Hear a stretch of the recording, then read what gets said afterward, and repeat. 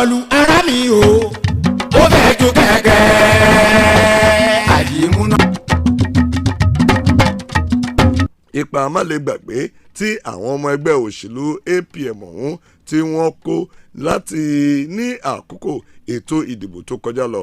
Ó ní bó tilẹ̀ jẹ́ pé wọ́n fa ojú díẹ̀ lára àwọn ọmọ ẹgbẹ́ òṣèlú náà, wọ́n fa àwọn mọ́ra. Ó ní ọ̀pọ̀lọpọ̀ àwọn tó wá látinú APM sínú ẹgbẹ́ òṣèlú PDP náà ló jẹ́ pé wọ́n kàn fọwọ́rọ́ wọn dà sẹ́yìn pẹ̀lú bí wọ́n ṣe hu ìwà òtítọ́ àti ìfarajì wọn tó. Akínládé tó tẹnu mọ́ ìdí tó fi ṣe pàtàkì láti tètè kọ́mọ lùbọ́ pẹ̀lú àwọn ọmọ ẹgbẹ́ òṣèlú APM nínú ẹgbẹ́ òṣèlú PDP.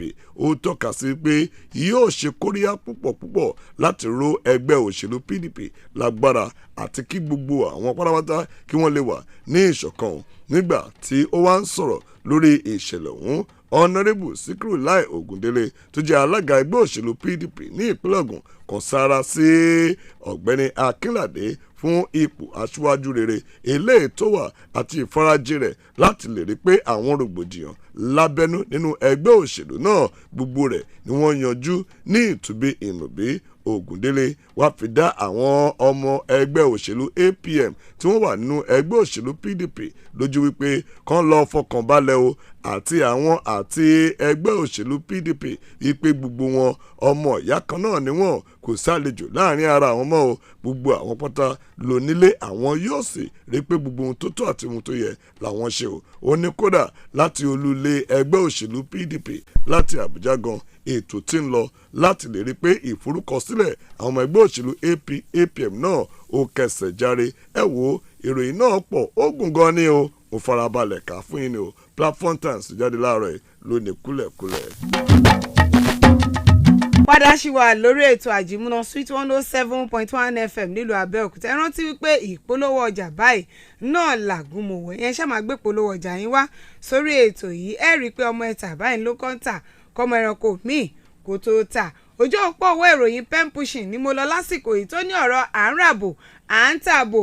Wọ́n ní wípé nígbà tí wọ́n fi máa ṣe àwọn ìwádìí nínú àsùnwọ̀n ti Ládi Adébútú, wọ́n rí i pé lóòótọ́ ń ló máa ṣe àtìlẹ́yìn ṣíṣe ike ìgbowó ìyẹn ike ìfira ìbò tàbò lásìkò ètò ìdìbò tó kọjá. Ilé ẹjọ́ gíga eléyìí tó fìdí kalẹ̀ sílùú Abẹ́òkúta nípínlẹ̀ Ògùn lánàá ni wọ́n sọ wípé ìwádìí ti fi hàn àti àwọn àkọsílẹ̀ oríṣiríṣi pẹ̀lú ẹ̀rí tó gbópọn wípé lóòótọ́ ni Ládi Adébútú ń ló máa ṣe ètò fi ṣíṣe ike ìgbowó láti fi ra ìbò lásìkò ètò ìdìbò. Gẹ́gẹ́ bí wọ́n ti ṣàlàyé, wọ́n ní Adébútú tó jẹ́ adíje du ipò lábẹ́ ẹgbẹ́ òṣèlú People's Democratic Party PDP nínú ètò ìdìbò tí wọ́n ṣe fún láti yan gómìnà tuntun ní ìpínlẹ̀ Ògùn ní ọjọ́ 18 oṣù kẹta ọdún 2023 wípé lóòótọ́ ní ó ṣe ètò láti ra ìbò nípa ṣíṣe ike ìgbowó eléyìí tó sì lòdì lábẹ́ òfin. Wọ́n ní nínú ìwádìí níbẹ̀ ni wọ́n ti fimú fínlẹ̀ láì fimú kòórùn dé ọ̀dọ̀ òṣìṣẹ́ iléeṣẹ́ ìfowópamọ́ Zenith Bank kan tí wọ́n ń pè ní Celestina Appeal. Gẹ́gẹ́ bóun náà ti wá jẹ́rìí wípé lóòótọ́ ni Adébútú béèrè fún ike ìgbowó eléyìí tó tó ẹgbẹ̀rún lọ́nà igba owó náírà 200,000 ní ó kù díẹ̀ kí wọ́n ṣe ètò ìdìbò ọ̀hún. Ọ̀pọ̀lọpọ̀ ẹ̀rí òun ni wọ́n ní wọ́n tún mú wá o. Eléyìí ni wọ́n sì ní ó fìdí rẹ̀ múlẹ̀ wípé lóòótọ́ ń ló ṣe ké gbowó fi ra ìbò lásìkò ètò ìdìbò tó sì lòdì sófin wípé ẹnikẹ́ni ò gbọ́dọ̀ ràbò tàbí ta ìbò. Pen pushing lónìí ìròyìn yẹn láàárọ̀ tòní. Ìròyìn eléyìí tó wà lọ́wọ́ mi yìí ìròyìn owó ni o. Gẹ́gẹ́ bí àṣíríkà nínú ìwé ìròyìn The Punch tó jáde láàárọ̀ yìí, wọ́n ní owó náírà owó ilẹ̀ Nàìjíríà wọ́n ló gbé bọ́dè sókè díẹ̀ láti ibi tó gbé dọ̀bálẹ̀ sí gbàràgàjà láti ọjọ́ bíi mélòó kan sẹ́yìn. Wọ́n ní ọjà pàṣípààrọ̀ wọ́n ní owó náírà wọ́n ní ó mà gborí sókè o. Gẹ́gẹ́ bí àṣírí náà kà, wọ́n ní èyí ló wáyé látàrí bí ilé ìfowópamọ́ àpapọ̀ lẹ́wà bó ṣe mú ìlérí eléyìí tó ti kéde rẹ̀ tẹ́lẹ̀ wípé gbogbo gbèsè àjẹ́lẹ̀ tó ní ṣe pẹ̀lú owó ilẹ̀ òkèrè yẹn owó dọ́là ni àwọn yóò yanjú. Ó ní ó jẹ́ ìkan lára àwọn ìlérí pàtàkì eléyìí tí ọ̀gá àgbà fún ilé ìfowópamọ́ àpapọ̀ orílẹ̀-èdè Nàìjíríà ìyẹn ọ̀gbẹ́ni Ọláyẹmí Kàdóso tó ṣe láti lè rí pé gbèsè àjẹ́lẹ̀ eléyìí tó ń lọ sí bíi bílíọ̀nù méje owó dọ́là eléyìí tí wọ́n dé bá lọ́fíìsì nígbà tó gba ipò gbogbo rẹ̀ ni wọ́n yanjú. ẹni tó jẹ́ adelé ọ̀gá lẹ́ka ọ̀rọ̀ tó wà fún ọ̀rọ̀ ìkànsílẹ̀ni nílé ìfowópamọ́ àpapọ̀ lẹ́wà arábìnrin Akama Sidi Ale òun ló sọ ọ̀rọ̀ náà di mímọ̀ nílùú Àbújá lánàá. ó ran àwọn ọmọ orílẹ̀-èdè Nàìjíríà létí wípé ilé ìfowópamọ́ àpapọ̀ lẹ́wà ṣe ìlérí láti san bílíọ̀nù kan àtàbọ̀ dọ́là nínú owó àjẹ́lẹ̀ gbèsè eléyìí tí ilé ìfowópamọ́ àpapọ̀ lẹ́wà tó ti jẹ tẹ́lẹ̀. àmọ́ ní àná wọ́n ní wọ́n wòye wípé iye tí àwọn èèyàn tí wọ́n pàpà ra dọ́là òun ní 1,000 àti irinwó náírà ó lé mẹ́wàá 1,410 naira ní ọjà ilé tó jẹ́ ti àwọn oníbàràndà ṣùgbọ́n ní ojúlówó ọjà gangan wọ́n ní iye tí wọ́n ṣe pàṣípàrọ̀ owó dọ́là sí owó náírà sí owó dọ́là òun ní 1,000 àti 500 ó dín náírà 8 1,492 naira gẹ́gẹ́ bí àṣírí ìrìn náà kà wọ́n ní lọ́wọ́ yìí o owó náírà ó ti ń gbé bọ́dì díẹ̀díẹ̀ kúrò níbi tó gbé lera mọ́lẹ̀ sí tẹ́lẹ̀tẹ́lẹ̀. inú ìwé ìròyìn The Punch tó jáde láàárọ̀ yìí ní kúlẹ̀kúlẹ̀ wa. ìyẹn ni pé okun ti ń dé fún owó náírà tiwa náà àti àti ń débẹ̀ díẹ̀díẹ̀. ojú òpó owó ìròyìn Platform Times ń lélẹ́yìí tó ní ilé ẹjọ́ ló ti dé ẹjọ́ kan tí wọ́n pè wípé kò yẹ kán máa dìbò tàbí ṣe ìdánwò ní ọjọ́ sátidé o. ilé ẹjọ́ bá wọ ẹjọ́ ọ̀hún ló mọ́ ọ lójú ló ní ẹ sọ́ dànù kò sọ̀rọ̀ ń bẹ́ẹ̀. wọ́n nílé ẹjọ́ gíga tó jẹ́ ti ìjọba àpapọ̀ tó fìdí kalẹ̀ sílùú Àbújá ni ó mà ti sọ̀rọ̀ gẹ́gẹ́ bí wọ́n ti sọ látẹnẹni tó jẹ́ adájọ́ tó jókòó gbọ́ ẹjọ́ ọ̀hún ìyẹn adájọ́ James Kọ́láwọlé Ọmọ́tòṣọ́. níbẹ̀ ló ti dá ẹjọ́ ilé ìjọsìn ti Seventh Day Adventist Church of Nigeria tí wọ́n gbé wá síwájú ilé ẹjọ́ o. ẹjọ́ ọ̀hún ni wọ́n sì sọ wípé wọ́n pè wípé kí wọ́n sọ fún ìjọba àpapọ̀ wípé ohun tó burú jáì ni láti máa ṣe ètò ìdìbò lọ́jọ́ sátidé àti ìdánwò káàkiri orílẹ̀-èdè Nàìjíríà. nígbà tí wọ́n sọ ẹjọ́ ọ̀hún tí wọ́n ṣàlàyé wọ́n ní èrò ìdí ni wípé irú ọjọ́ ọ̀hún ní àyájọ́ ọjọ́ mímọ́ táwọn máa ń ṣe ìjọsìn ó sì jẹ́ ọjọ́ tó yẹ kó máa bu ọlá fún torí pé ọjọ́ sátidé gangan òun ni ọjọ́ mímọ́ tó yẹ kéèyàn máa ṣe ìbu ọlá fún.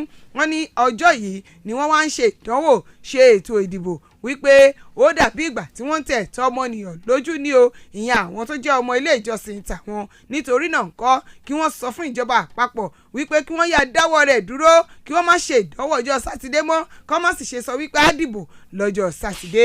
ṣùgbọ́n ṣá nígbà tí adájọ́ Ọmọ́tòṣọ́ tí ó gbé ìdájọ́ kalẹ̀ lórí ẹjọ́ ọ̀hún tí wọ́n pè ó ní ẹ wò ó ẹjẹ́ àfi ọ̀rọ̀ ẹ̀tọ́ ẹjẹ́ àfi sẹ́gbẹ̀ẹ́ ọ̀pọ̀lọpọ̀ ilé ìjọsìn ló jẹ́ wípé ọjọ́ Sunday yẹn gangan ni wọ́n máa ń ṣe wọ̀nyí ṣe ń jọ sátidé ẹ wò kò tiẹ̀ sọ̀rọ̀ ń bẹ̀ ọmọ dàmí láàmú ẹ wò ó akọ̀wé kóòtù pẹjọ́ mi pàǹgbẹ́jọ́ yẹn pàǹgbẹ́ sẹ́gbẹ̀ẹ́ bẹ́ẹ̀ ló ṣe rí nínú ojú òpó òwe ìròyìn Platform Times. ìròyìn eléyìí tó wà lọ́mì Ọlọ́run má jẹ́ kákú wa gbọ́lá lẹ́yìn ikú wa o.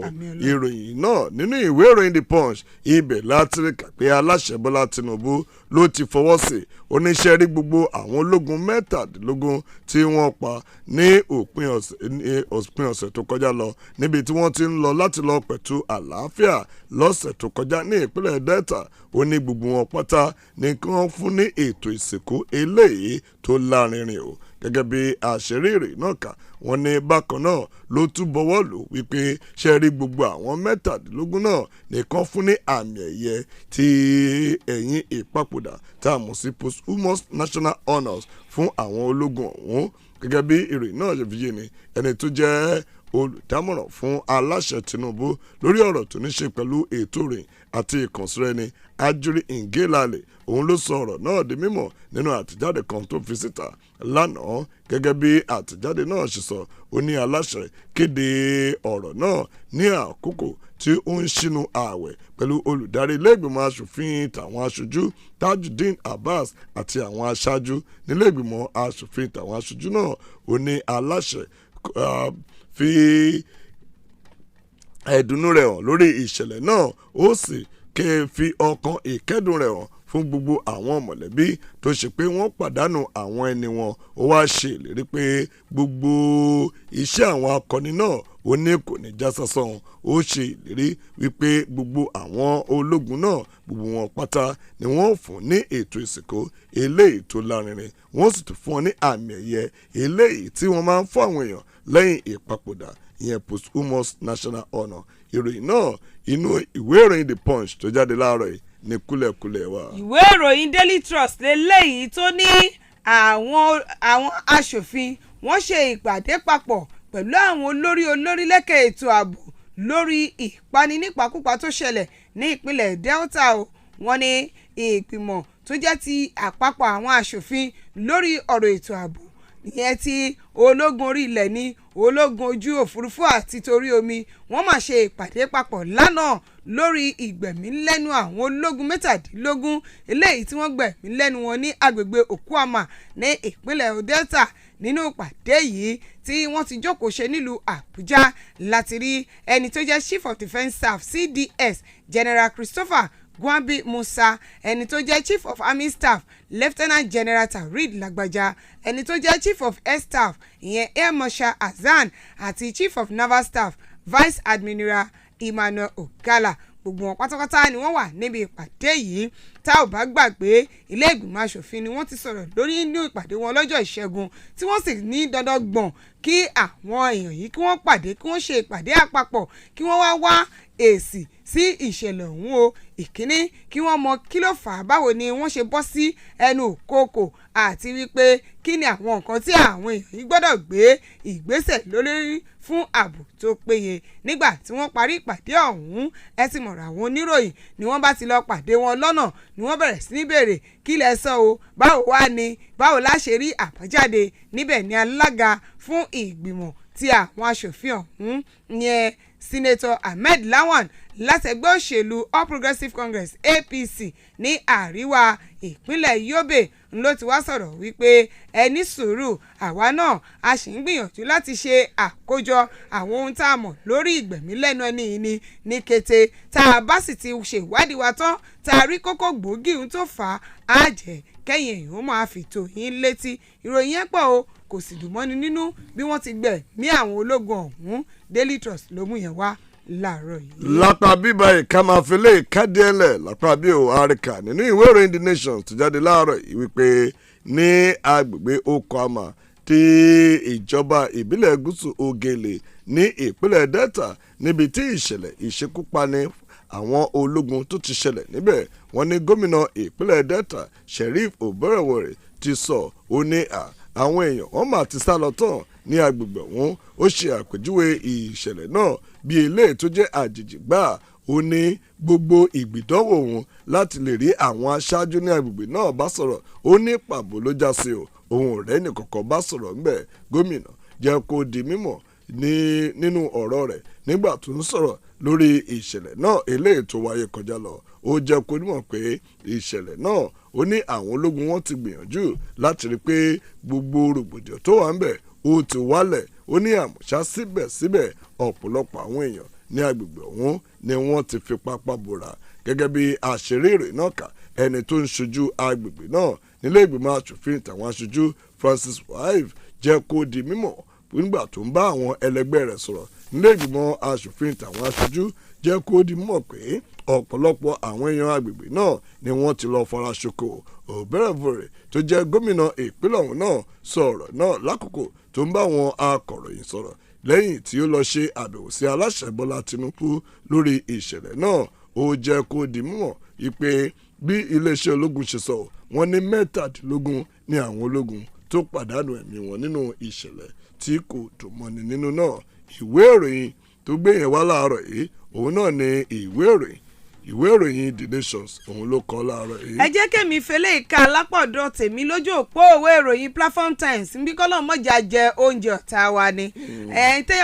tí ọ̀rẹ́ èèyàn bá sì wà gbóúnjẹ kaná kọ́lọ́ mọ́jà èèyàn lọ fi tìpátìkúùkù jẹ́.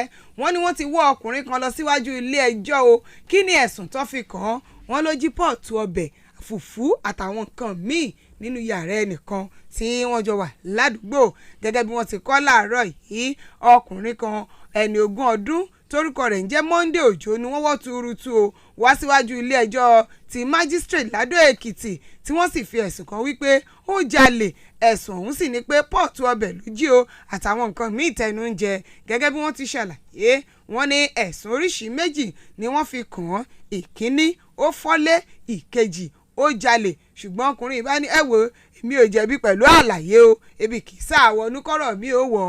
Gẹ́gẹ́ bí Moyọ̀ Sọ́lá Adésọ́lá tó jẹ́ olùpẹ̀jọ́ bó ti ṣàlàyé níwájú ilé ẹjọ́, ó ní ìṣẹ̀lẹ̀ ní ọjọ́ 14 oṣù kẹta o ní ọ̀sán ganríganrí lágbègbè Falẹ́gàn Ìlàwẹ̀ Road Adó Èkìtì.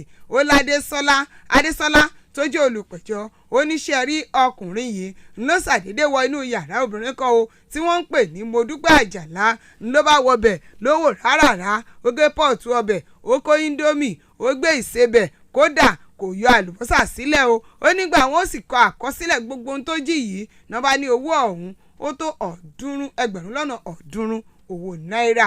Ní báyìí adájọ́ májísírèètì arábìnrin Taiwo Àjíbádé ó ní kán jẹ́ kó mọ́ ọ lọlé kí wọ́n ti ń gbọ́ onídùúró rẹ̀ pẹ̀lú ẹgbẹ̀rún lọ́nà 50 owó náírà.